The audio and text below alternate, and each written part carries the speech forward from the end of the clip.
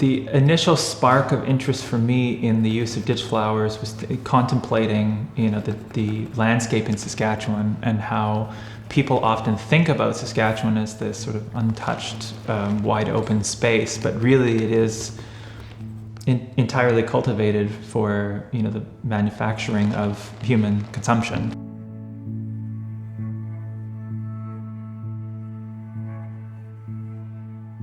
And basically, there are these wild spaces, if you want to call them that, on the sides of the roads that are filled with ditch flowers.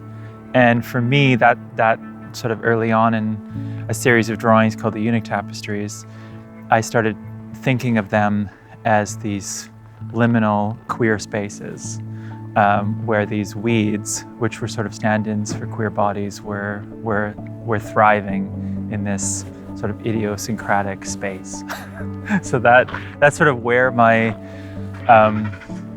overlap or interest in weeds as metaphors for queerness and queer space came about.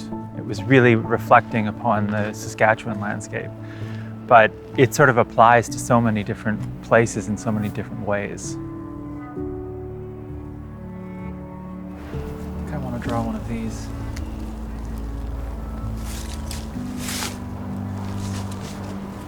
So perhaps sit over there.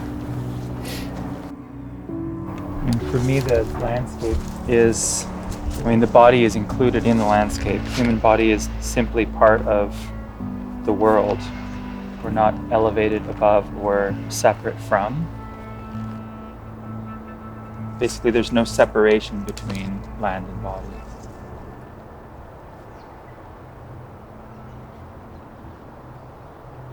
This actually area here is a lot of where I picked up some of the discarded weeds that had been pulled out.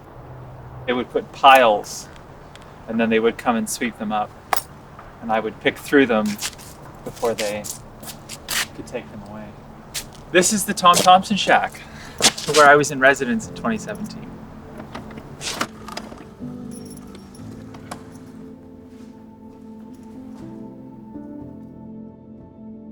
Part of the project was to create a work that was in commemoration of the centenary of Tom Thompson's death. The way that I built up the piece, so as I mentioned earlier, I did a bunch of research here of some of the ephemera and some of his earlier works, and then looked into some of his paintings. And actually, one of my favorite paintings of his that I found was this painting of wildflowers. So it became a really important piece to the construction of this larger work. So basically the whole composition is this series of wildflowers that have been kind of uprooted, and they're sort of floating in a watery space. I think in this case it suggests the sort of watery depths that his body was found in, sort of thing. And again, like in many of my other works, plant life becomes a stand-in for the human body.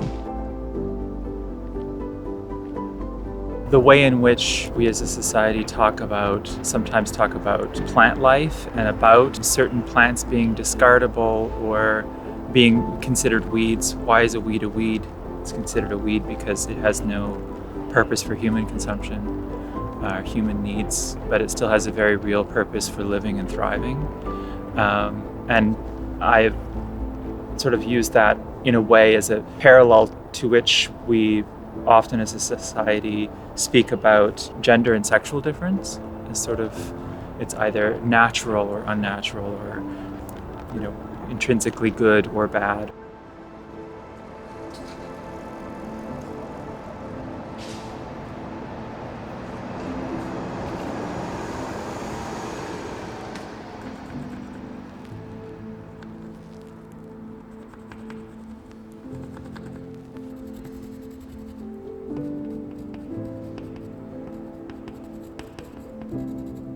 Yeah, I think in this series of wall drawings that I began, they began at the outset of the pandemic, the first exhibition that I had.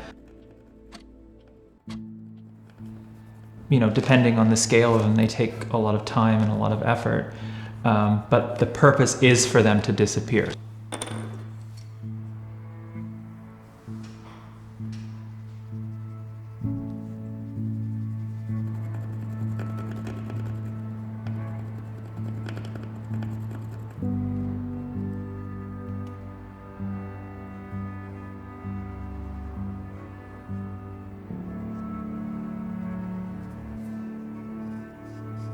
Really, it was just this, having a lot of time in my studio to think about